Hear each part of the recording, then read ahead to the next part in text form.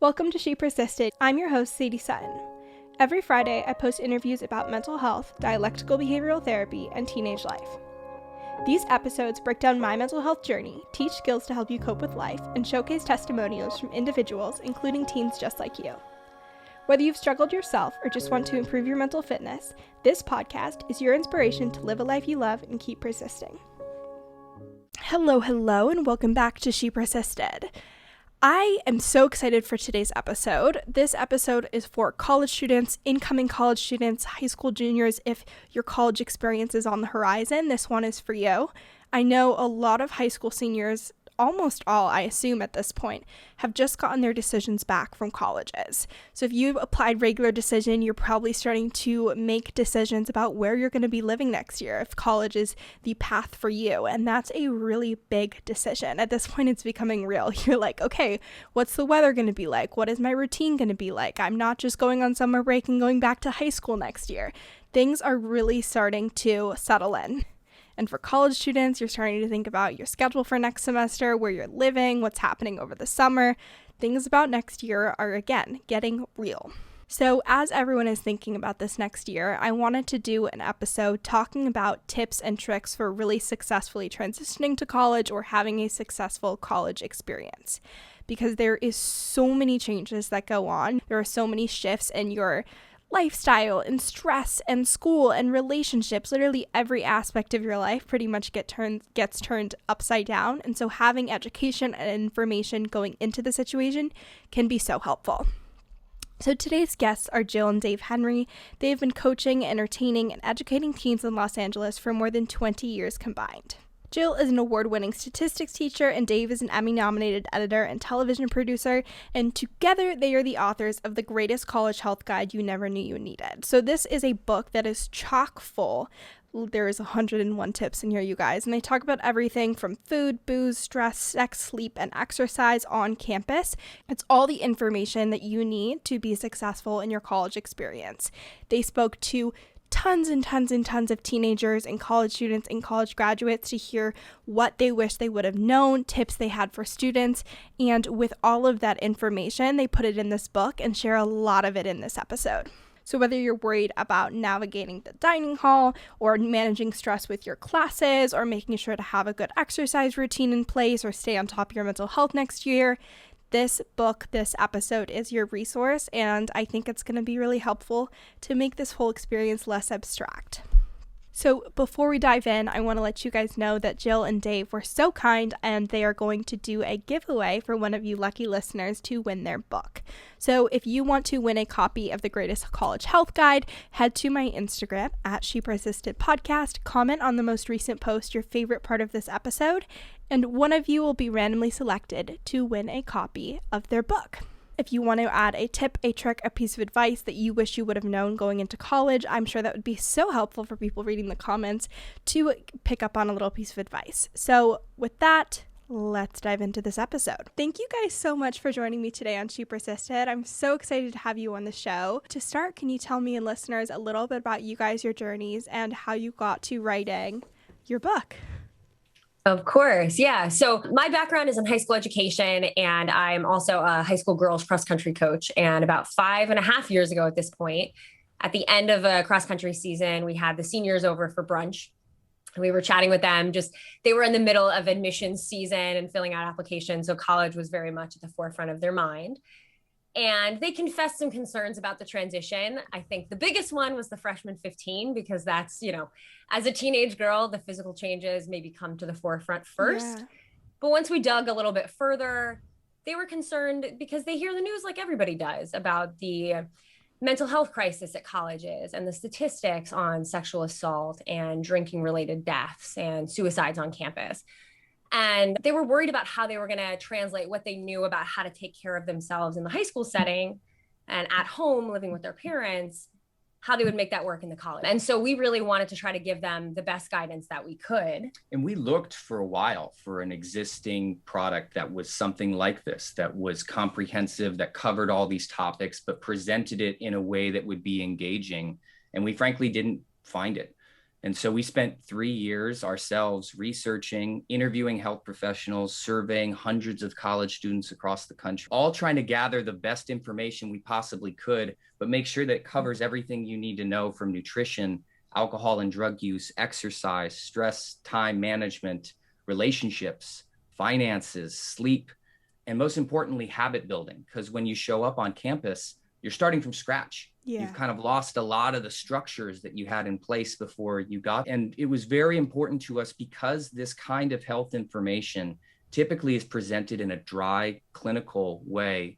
How do we use our own, but most importantly, current college students' personal stories and their experiences as an entry point into these topics?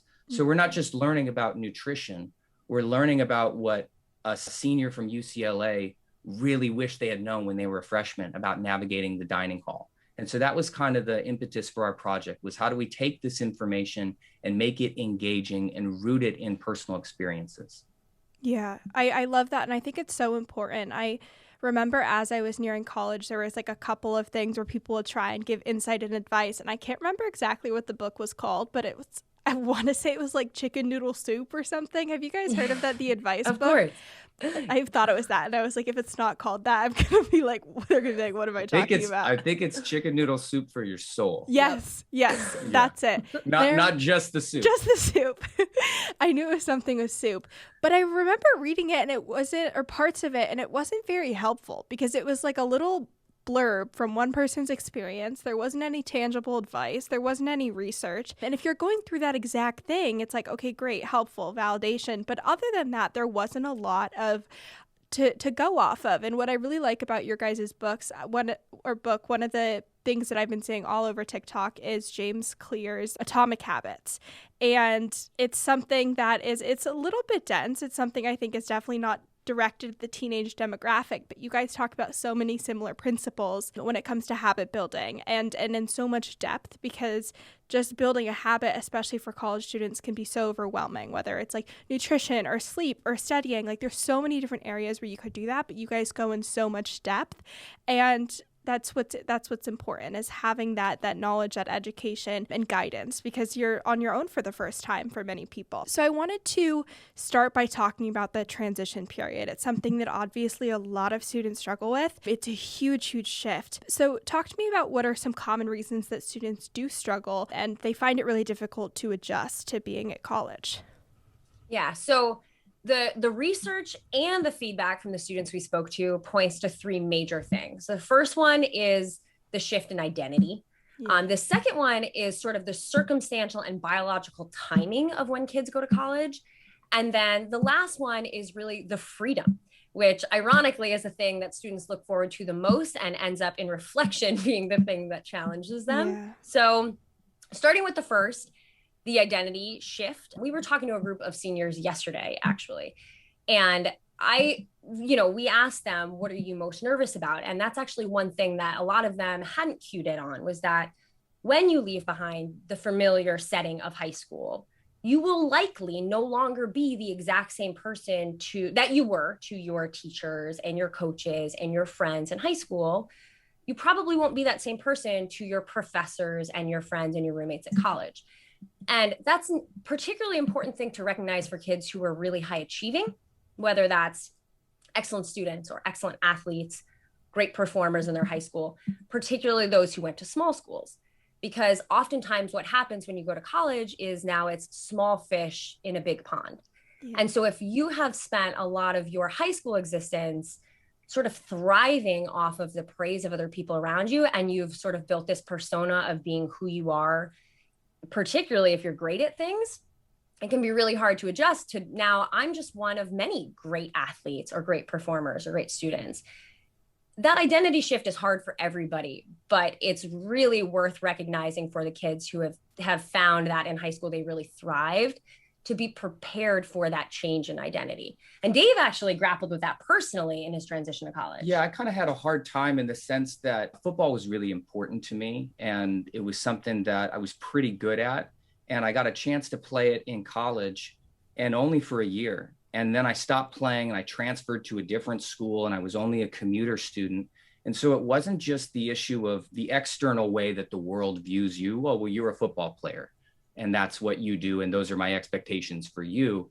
It was internally for me, how am I going to spend my time now? Because so much of it was dominated by something that was outside of my control that made up who I was to myself, that when all those things were removed, I had all this time to try and figure out, well, what do I really care about? And what do I want to pour my energy into?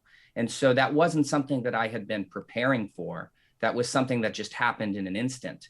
And then now I've got to try and figure it out. And it took me years to really navigate this way or that way. What is it that I want to learn about? What is it? How is it that I want to spend my time? And it's one of the things I wish I'd been asking myself those questions a little sooner. Yeah. And then the circumstantial thing, what we found in our research that I thought was fascinating, there was something built in the late 60s called the Holmes-Ray stress assessment. And so essentially it's a cataloging of life's 43 most traumatic events. And it's really designed to help practitioners figure out, advise their patients of whether or not they should expect an upcoming dip in their mental health. And 3 of the things that are in that catalog are starting at a new school, change in residence, and taking out a loan. For a lot of students, all three of those happen when they start college. You combine that with the fact that 18 through 22 year age range happens to be included in the age range of the average onset for a lot of different mental health concerns. So generalized anxiety disorder and depression, suicidal ideation, disordered eating, alcohol abuse disorder, even something as simple as changes to your circadian rhythm, which impact your sleep. All of that tends to be captured in that 18 to 22 year age range. And so some kids find themselves dealing with these things for the first time. And that's compounded by the fact they're also dealing with a lot of other things for the first time. And so it can be sort of hard to figure out, like, what's changed? Why don't I feel good? Because there's so many different variables that have shifted. So the circumstances and the timing make that really complicated. Yeah, the irony of what people are most excited about before they go to college and then what they wish they knew more about when they were seniors is kind of the same thing. We saw in our survey results that everybody's so excited about the freedom, about the independence, about the ability to control what I want to do, when I want to do it. And they should be excited about that. They've spent 18 years having everybody tell them what to do and where to be and when to. And so to have that freedom is empowering and it's important. But seniors who are answering the question of what did I wish I knew before I got here, or what was I more prepared for, was that same freedom, that same independence was completely overwhelming because yes, you have more free time than you're used to having before, but you also have just as much, if not more things to do. And so it's completely up to you to manage that schedule because you no longer have a parent telling you, well, you need to go to bed, it's late. Or a coach saying you need to show up at practice, it's 3, or a friend who can even look at you after it's been a couple of weeks and, hey, you're looking a little off. Are you okay? Those are the kind of things that when you lose the structures of familiarity that you've been so accustomed to and you gain that freedom, it's now all on you. And so if you haven't spent any time thinking about how do I want to do this, or where can I manage my schedule to get some of these things in that I know I need, then it can be completely overwhelming. Yeah. And the last thing I'll say on that, the reason that we talk about these things with students, and we mention them in our book, is that part of the conversation sometimes gets buried in the excitement of the transition.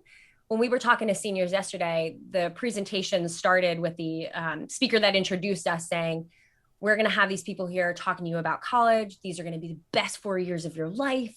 And we had to open and be like, that's true. It's going to be great. It's also going to be super hard. Yeah. And we shared the statistic with students from the National College Health Assessment that's given every year to hundreds of college students, thousands of college students around the country. 98% report feeling overwhelming disappointment with how they're doing, whether it's academics, sleep, social, relationships. And so we try to tell students, it's okay that you feel bad. In fact, if you don't feel bad, that's probably concerning. That's probably more surprising. And I think that that's got to be something that as a society, as coaches, teachers, parents, we just let young people going to college know, if you struggle, don't be surprised and you will get through it.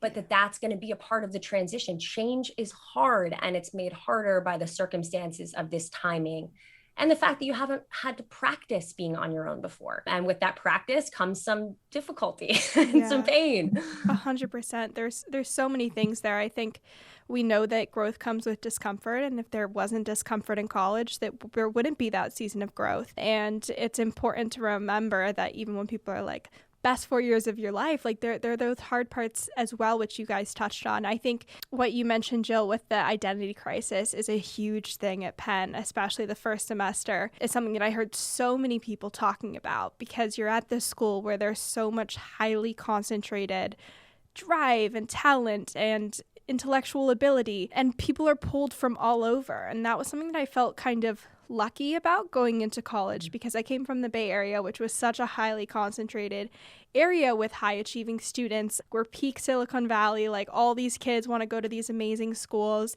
And I went into college knowing like there's some things I'm really good at. I'm really passionate about mental health. I'm really passionate about the podcast. I have a lot of drive and that kind of things. And was also like, well, I am not good at math, and that's really hard for me, and learning languages sucks. And so I didn't have that moment where I was going in and I was like, I'm good at everything. I'm better than all of these people, because that's just not how it works at college. And I felt really lucky to already know that going in, that I wasn't going to be the best in every single class, and that things were going to be harder for me in certain areas. And I think that's something that's important to remember, and that's true at any school. I feel like a lot of people have asked me like, what are the classes like at Penn, like expecting them to be like crazy different. And I think if any college was doing their classes on a completely different way, people would be like, what's going on, like how is this degree going to transfer to other schools? And it's not that. It's just you have so many kids that are so highly achieving, and they're really good at the classes, and they want to be there, and they're interested.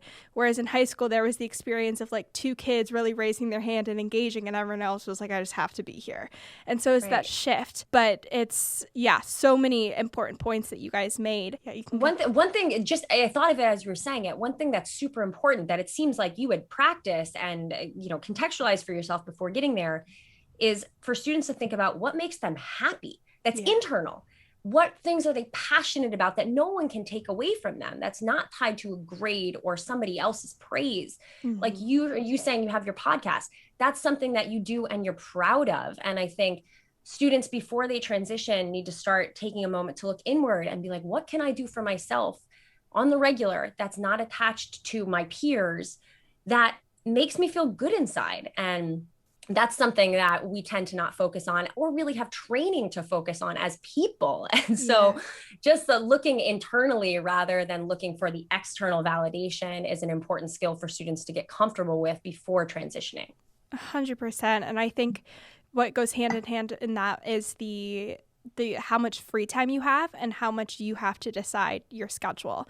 If you like most college classes, some of them you'll have homework due every class, but a lot of them it's like reading that they're not really checking. They're hoping you're doing it, but there's not an external factor there. You might have a test every couple of weeks or an essay due for a midterm, but a lot of it is like done in a self-paced way. And if you're not able to structure your schedule and structure your life so that you can get those things done, also do things you enjoy and balance these other healthy habits, it's going to be really difficult to thrive from like a subjective perspective. And so it's really, it's getting those skills in place before you make that transition. And I found, interestingly enough, packing my schedule more made it easier to stay on top of things, because when I go home, even for spring break, and I'm like, okay, I'm going to record a new intro for the podcast, and I have 7 days where there's not much going on, and I'm like, I'll do it tomorrow. Like, there's no rush, never got done. Whereas at college, it's like there's readings due, there's quizzes coming up, there's essays, I have work deadlines, I have the podcast. And so there are like these smaller deadlines built in that mean I have to optimize my time. And if I don't meet the deadlines, like there's consequences. And so it's helpful to build those in. This week's episode is sponsored by Teen Counseling. Teen Counseling is BetterHelp's online therapy program for teens with over 14,000 licensed therapists in their network. A huge part of having a successful transition to college for me was having weekly therapy sessions to be able to check in, complain when necessary, and be 100% accountable with the goals and intentions I was setting for the transition. So getting support with interpersonal challenges, getting support with making sure that I was staying on top of my study schedule, making sure that I was getting enough sleep and not becoming too overwhelmed with stress, and really just taking it easy and giving myself grace throughout the transition. And a huge part of being able to do that was having support in therapy. So teen counseling offers support on things like depression, anxiety, relationships, trauma, and more, which so many college students struggle with. And the great thing is that they offer support via text, talk, and video counseling. So depending on what level of support you're looking for, they can go ahead and meet you where your need is at. So if you just want someone to text and get advice on how to improve, say, healthy habits so that you're less impacted by stress, or you want to have weekly video sessions to really work through a couple of weeks of feeling really depressed, whatever it is, they can meet you where you're at and match you with a therapist that meets your needs. So what you're going to do is you're going to go to teencounseling.com/shepersisted. You are going to fill out a quick survey about what you're hoping to work on. So whether that's stress, depression, anxiety, relationships, all the things that I mentioned. And using that information, they're going to match you with a therapist that specializes in that area. From there, if you are under 18, you are going to put in a parent or guardian's email to give consent for treatment. None of your information is disclosed. I sent the email to myself. It just says Sadie, or whatever your name is hoping to work with a licensed therapist with teen counseling. Please click here to learn more, give consent for treatment, and provide payment. So it's all super secure. Your privacy is protected. The therapist-patient relationship is completely intact. And from there, you're matched with a therapist and you start meeting via talk, text, or video. So if you want to start your therapy journey or check out a new therapist, you can head to teencounseling.com/shepersisted. Again, that is teencounseling.com/shepersisted to find a therapist today. I would love to dive into the things that are important to practice and get in place with the transition. So those different domains of wellness and learning how to do the wellness self-assessments, which you guys touched on, because I think that's one of the really concrete things that's important to be aware of to be successful in that transition. Well, and it's something that a lot of us don't have a ton of experience in beforehand. When you're doing a self-assessment of how do I feel, we typically think about the most acute, severe examples of that. Like I ate a whole pizza. I'm pretty sure I know how I feel after I do that. Or if you pull an all-nighter, everybody kind of understands that feeling of what that feels like, but we're not regularly asked to check in with ourselves. How does my body, how does my head feel? What am I feeling right now? And then the kind of second step to the assessment, which is even more important, which is how have I been spending my time? And so it's not just a matter of getting to the root of, well, why does my stomach feel like this? You just ate a large pizza. Okay, well, that makes sense. It's more about regularly, every week, kind of checking in with yourself and being, how did I do this week? Am I on top of my studies? Am I getting enough sleep? Am I having too much fun with my friends?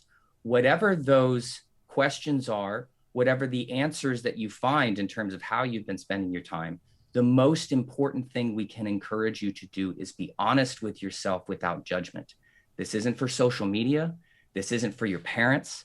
This is for you. And so if the answer might be not satisfying in terms of how did you do with your schoolwork this week, that's okay. It's more important that you're able to look at it for what it is. I didn't do well this week, and I can do better next week, rather than I'm not doing it. I'm not staying on top of what I need to, and I'm spiraling now. I'm in a situation where I feel terrible. It's what did you do? And then how can you do it differently if it's not making you feel the way that you want to feel? Right. Yeah. And in terms of building things in, one of the things that we suggest is start small and think about the anchor, the bookends of your day, right? So little habits that you can put in place that make you feel grounded and in control. And when we talk to students, it's think about things that take a minute or two. So craft a little morning routine for yourself so that every day you at least start the day feeling like I got this. And it might fall apart later, but at least you start the day on the right foot. And then have an evening routine that is also somewhat controlled so that you go to bed feeling comfortable and calm and ready to open the door on the next day. And then you nailed it, Sadie, with the idea that the more structure you can put in place for your day throughout the day, the more control you have over your time. And so one of the things that we talk about in the habits section is the idea of connecting habits. And I think classes in college tend to be somewhat scattered, right? Yeah. You have Tuesday, Thursday, or Monday, Wednesday, Friday, and they're all at different times. So your weekly schedule is very different than high school, where you're in school from 8 to 2:30 or 8 to 3. Then you have some time for homework. Then you have sports, whatever. It's all the same Monday through Friday. Mm-hmm. So one of the things to think about with college is, on my Mondays, can I dock a workout after my biology class? Or, what time will my meal be? And then what can I do productively after that? The one thing that I want to add on in terms of the academics is, hormonally, we are most focused in the morning.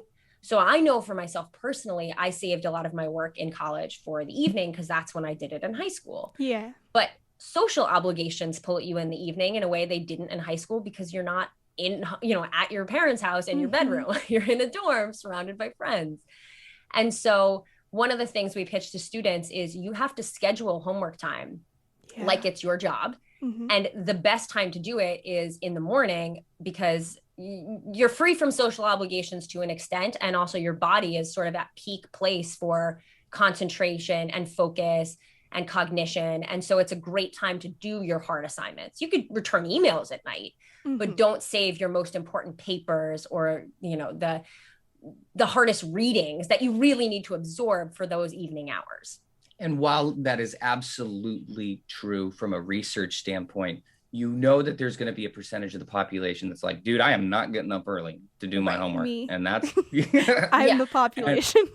And I'm a night owl, and that is also okay. But if you schedule that time and hold yourself to it and say, I'm going to be in the library from 8:30 until 10:30 at night. I know exactly the place of the library that I go. I know the drink that I bring in with me before I sit down. Whatever those rituals are that you use to help you stay on task, the most important thing is that you've carved out that time in your schedule to do those things. And like anything, it takes practice to do this. And you're not going to get it right all the time. And that's also okay. But the more you start putting these things in place, the easier it gets. Well, the last thing I'll say on that was a big piece of importance for us in the book to communicate, was there will be so much failure in taking care of yourself. And that's a message that seems to be lost in a lot of health books and a lot of communication, particularly with younger people who are just getting started taking care of themselves. Is imperfection has no place. Only imperfection has place in that conversation. That's the trial and error is a requirement for figuring out what works for you. What works for Dave and how he works and structures his time is not what works for me. There's not, unfortunately, a one size fits all plan to figuring out how you spend your time and how you structure your day. And so one thing we really tried to give credence to with our personal stories and the stories of other students was that the failure is inevitable. And the sooner you can get comfortable with the idea that it's going to take some time to figure out. And even if, let's say, you have a nice morning routine and a nice night routine, at some point you're going to fall out of that. Whether it's you go home for semester break and then you realize like, wow, I'm so unproductive when I don't have my structures, or you're just get really busy studying for midterms. Even the best intentioned plans will fall apart. And all you have to do when that happens is recognize it and be like, oh, I got to try to put things back together now. And the more you do it, the easier it becomes. As people who have been doing this for, practicing this for a long time now, we have to communicate to students constantly. We still struggle with this. It's a human thing to struggle with this. Nobody is perfect with it. But the more you do it, the easier it gets. Your health is not pass fail. Right. Yeah. It's your ability to get back on track. That's what's important. That's the thing that matters. It's not a balance beam you're trying to stay on. And if you fall off, well, I guess you're not making it to the next round. Sorry about that. Yeah. It's your ability to get back on track and say, okay, well, maybe I'll try this better. Yeah. Yeah. I love that. And I think it's really aligned with the idea that if you're not progressing, you're digressing. And even if you have a day where you totally sleep in and stay up way too late, are you going to go and study for an hour that day? Are you going to take 5 minutes to go on a walk and get outside? Like those tiny movements are still putting you on the right track and helping you work in the right direction. I would love to hear what kind of factors are really important to stay on top of as you go to college. Obviously, structure is really important. These habits are really important. We talked a little bit about sleep and exercise. I'm sure nutrition is important as well. But what are the different things that you guys recommend teens be really aware of as they're entering this transition? So we think, and we pitch this in our book, there are sort of 5 dependable places that as a college student in that environment, you can end up just feeling like garbage. And so the first one is the one that I think a lot of students are most aware of, is the complication of the dining hall and sort of the all you can eat access to garbage. Mm-hmm. Pretty conveniently, if you eat too much garbage, you will feel like garbage. And so that's one. The second one is with alcohol. So either too much consumption or too frequent will make you feel like garbage. Mm-hmm. Exercise, I think, is a really hard one, particularly for kids who are high school athletes, because they are so used to having a time to show up and knowing what to do. And so having to restructure that as well is hard. But for most kids, the absence of exercise does not make them feel good. A lot of students we talked to thought walking to class would fill that void, but it's different. You're not sweating, you're not working your muscles in the same way. And so for that age group in particular, they reported that just not moving made their bodies feel different and not in a good way. Yeah. The academic avoidance when things got overwhelming. Some statistics we found were interesting is that 88% of students felt disabling anxiety about their academics. But then 72% said it's because I procrastinated. It's very clear. They're not unsure about why they feel that way. And so staying on top of academics is another one. And then the last one, like you nailed earlier, is sleep. So those are sort of the 5 key areas that students should be aware of and then try to protect as best they can with some habits. So the easy ones we pitch are when things get out of control with food and you're trying to get back on track, make bad foods. And I'm putting this in quotes because no foods are bad. It's just certain ones don't make your body feel good. Mm-hmm. They're not as nutritious. Make those inconvenient where you can. So one of the traps I fell into as a freshman was I have a real soft spot for Cheetos. And so I would just pack bags of Cheetos into my dorm room.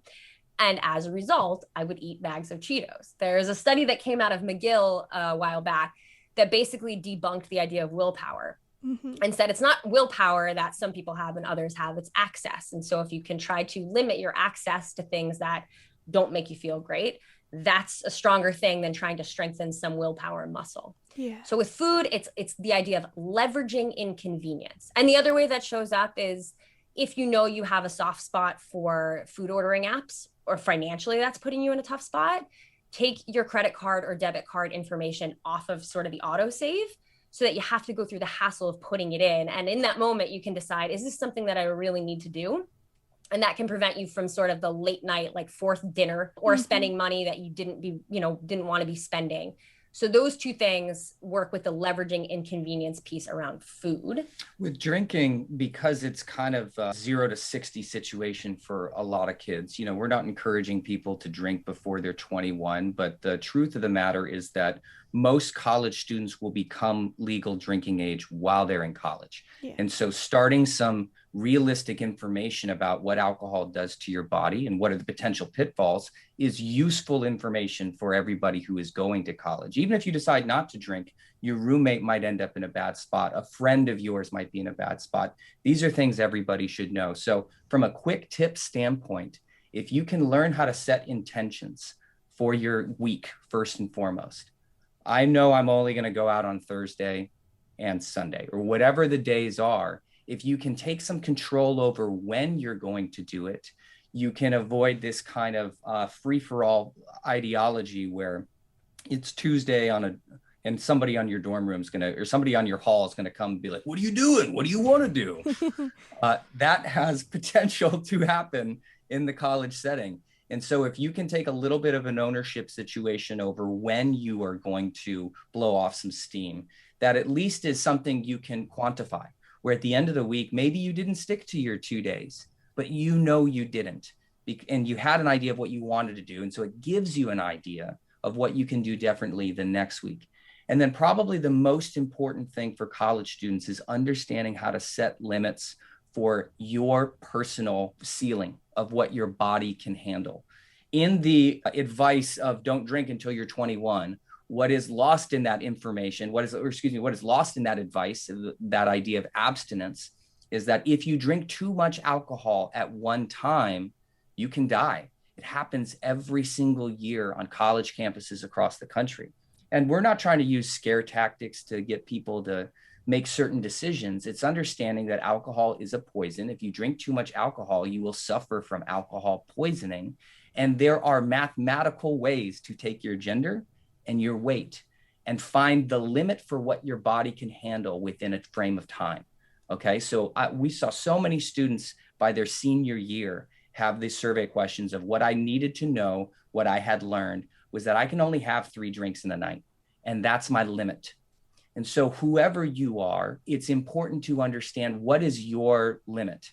And I'm sure that for many, there'll be some kind of exploration in terms of finding that edge, but there's such a tipping point of when the positive feelings of alcohol, the euphoria, the excitement, the relaxation, the lowered inhibitions, completely nosedive off a cliff at a certain blood alcohol content or BAC number.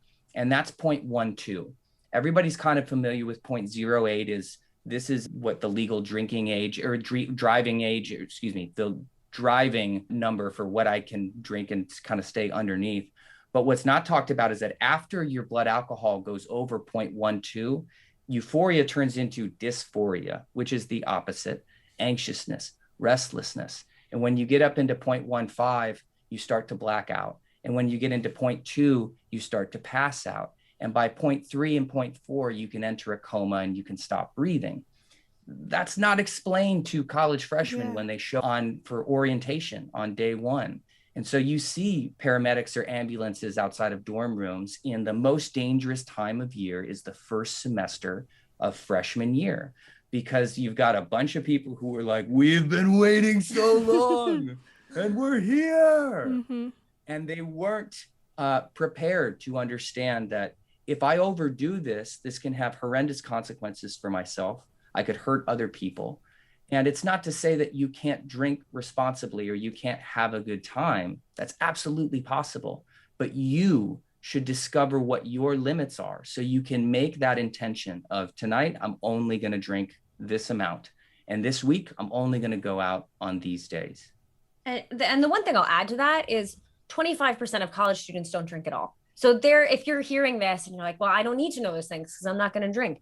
You will find your people, right? Yeah. 1 in 4 kids at college don't drink. So it's not as though you won't be a part of the social scene if that's your move. It's just that it needs to be communicated to kids. You can't chug a bottle of whiskey.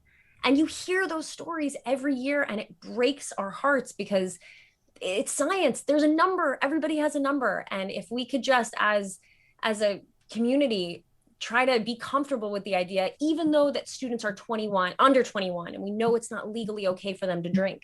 Some of them may choose to, and the best thing we can arm them with for their safety is an understanding of what is safe and what is not. And so just delving into that, if students could, just know what that number is before they get to school, that's one way that they can protect themselves a bit from the consequences of overdoing it. And on a slightly lighter note, talking about how do you make adjustments with exercise when you're coming from a setting where you had a PE class in high school or you used to play sports and now you don't have anything? Explore what your college offers at their fitness center. Because if there's a class, and maybe it's Zumba or maybe it's yoga, or it doesn't matter what it is, but if there's a class that you can sign up for that is free or close to free, all you got to do is show up. Yeah. And then the rest of it will take care of itself. And that's kind of one of the hardest things to learn how to self-motivate when you've been on teams before is, okay, well, I put on my running shoes and I got on my basketball shorts, but what do I do now? And then I'm 10 minutes in and I'm sweating. I'm like, okay, well, I think I'm good. I think I'm good for today. We did it, right? We did it. We walked up the stairs a couple times. Participation points. We're good. So we really recommend looking into what is it that your school offers and use that to your advantage because it will make it easier on you. Well, and to that point, it's the idea of leverage convenience. So sign up for the class or wear workout clothes to class and then go to the gym after you're done.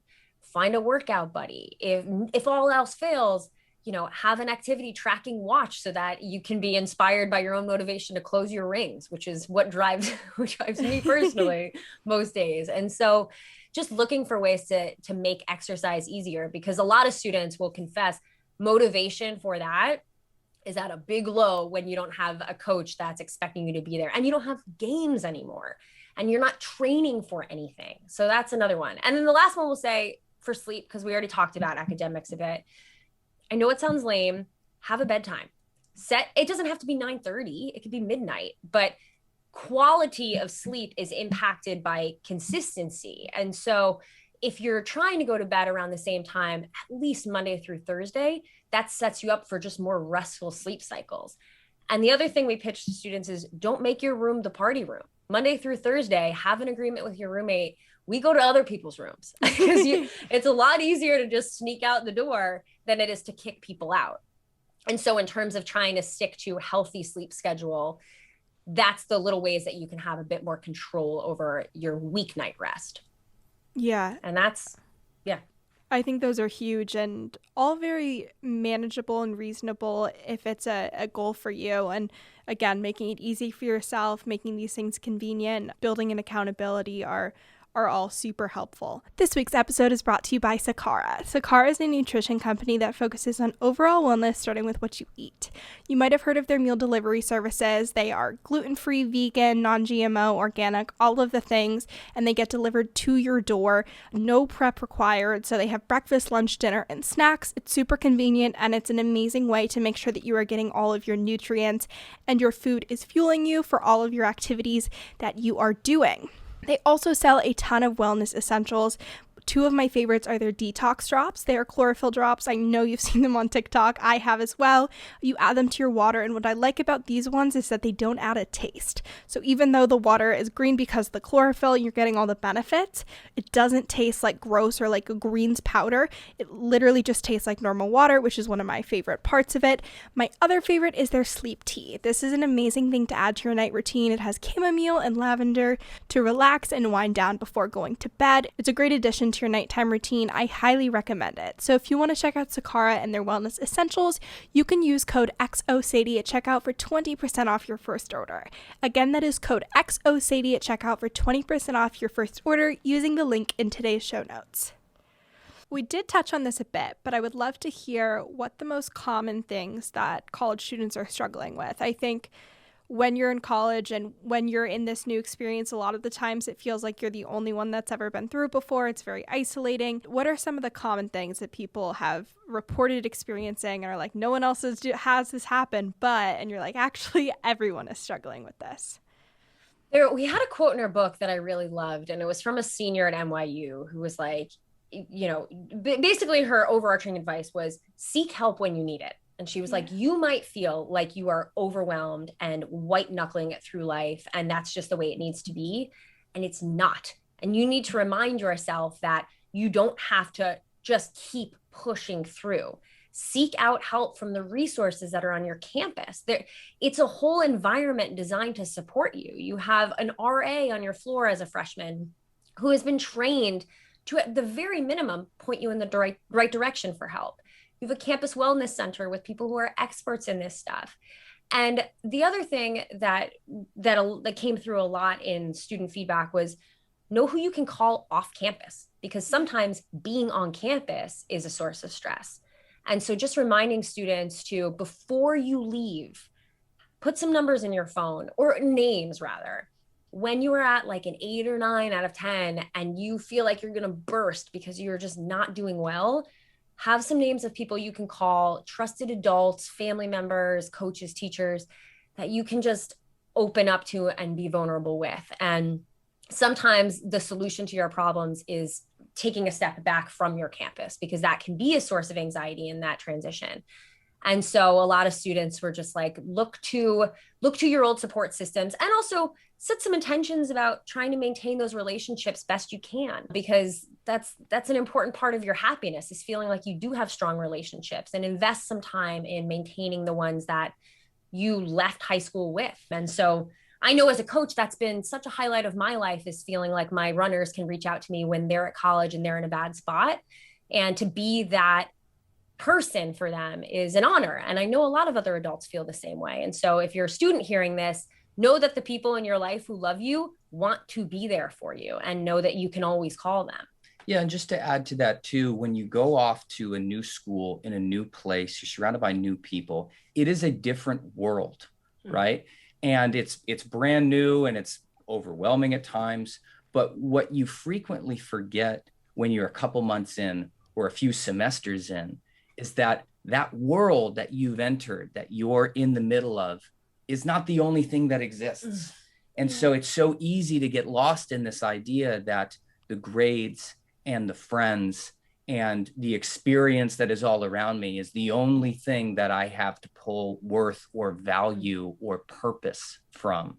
And that when you find yourself in those moments of I'm overwhelmed, I need to step away from what I'm doing. That's why it's so valuable to have that list in your phone of people you can call, because they can help remind you that there's so much more than what is right in front of your face at the moment, you know, and whether it's your new best friend that you found out is not your new best friend, or an internship you really wanted that got to somebody else, whatever it is, it's so easy to forget in that moment that that's not the only thing that exists, that there are other people I can lean into.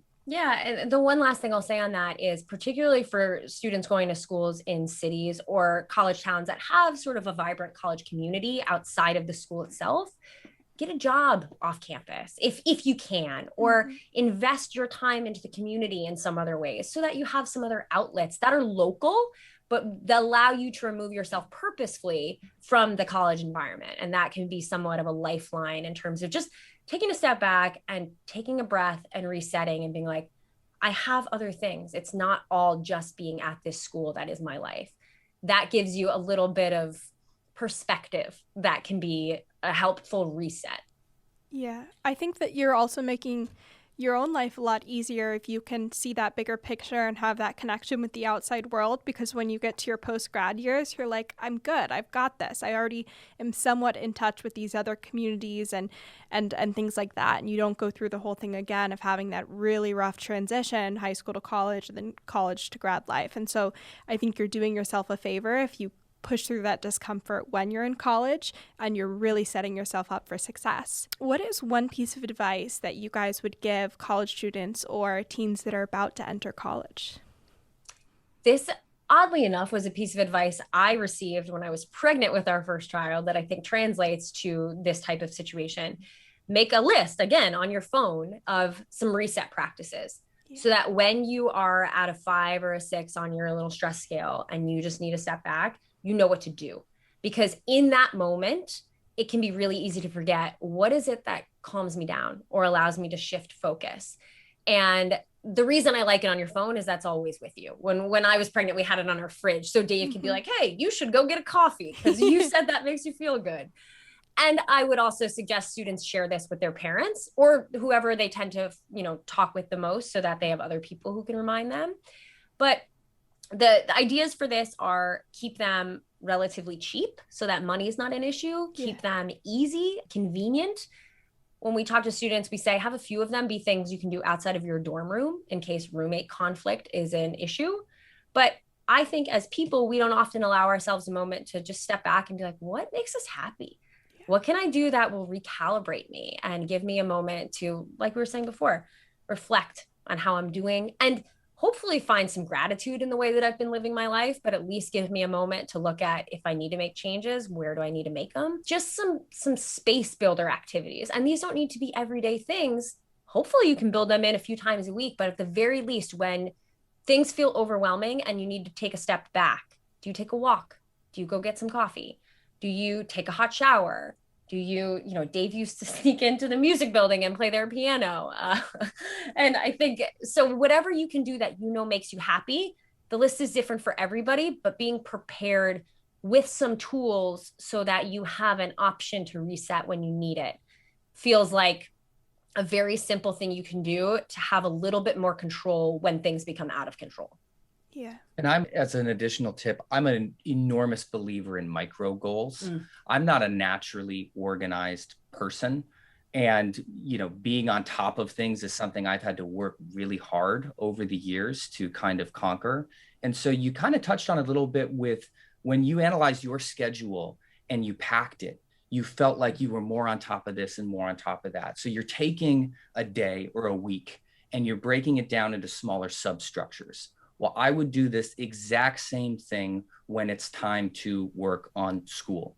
So it's not just about setting aside 3 hours to go to the library and now I'm going to do this. And all of a sudden 45 minutes went by and I got my second cup of coffee and like, wait, what was I trying to work on? Break it down into micro goals. So I set a timer on my phone for 25 minutes and I put it over away from me so I can't touch it. And I'm only going to read this section for 25 minutes.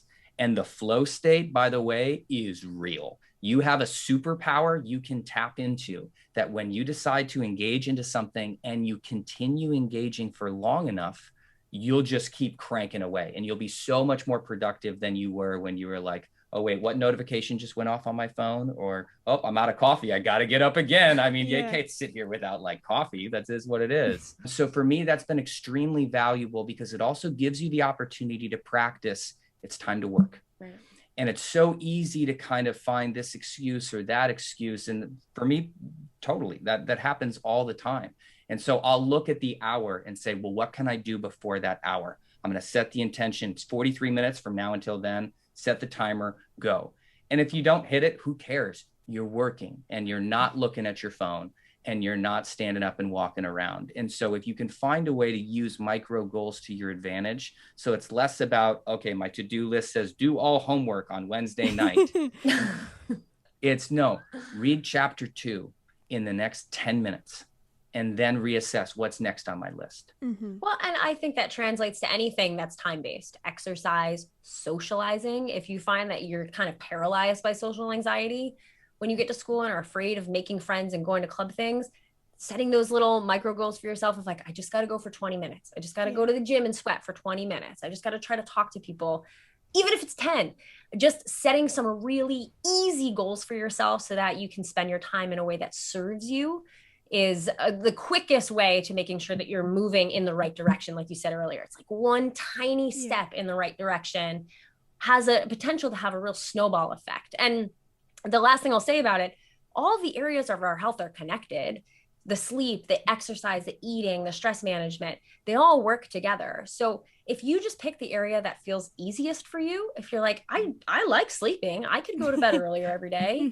You'll notice once you start getting more sleep, then you're like, oh, I have the energy. Maybe I could exercise. Once you start exercising, you're like, I feel pretty good. I'd like to keep feeling good. Maybe I won't eat a pile of pizza at lunch.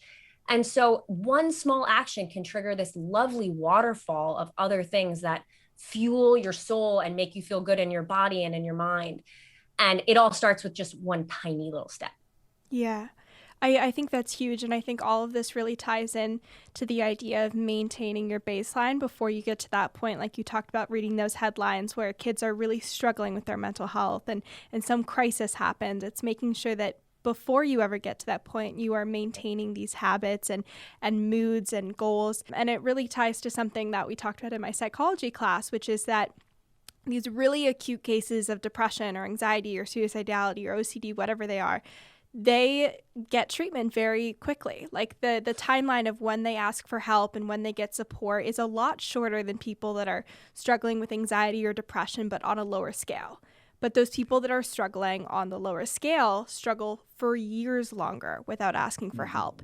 And in that way, it becomes much more intense. It impacts a lot more of their life because there's not that acute need to make a change. And so being aware of that, like 5 or 6 middle, like things aren't great. And I'm kind of aware of that. Yes, they could be worse, but they also could be better is huge. And I think it's something that if you can get on top of these basic things as a college student, you're setting yourself up for success, not only in college, but your life after.